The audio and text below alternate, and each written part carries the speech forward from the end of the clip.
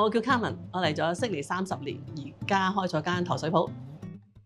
Carmen 曾經做空姐，之後同家人嚟到悉尼，一住就30年。佢一直最掛住嘅係咩味道？咁多嘅地方嘅嘢，我覺得最好食即係香港，一定係香港，冇得傾。唔係廚師出身，一樣可以開鋪頭，喺他鄉賣佢至愛嘅港式美食。我間鋪有啲咩賣啊？有糖水啦、涼茶啦、小食啦。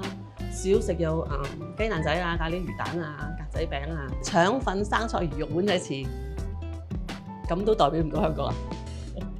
其實噏得出都想整嘅，由細食到大啊嘛。最開心就係見到啲客人食嘢，即係肯食你啲嘢，跟住食到，喂，食晒喎，咁啊開心啊！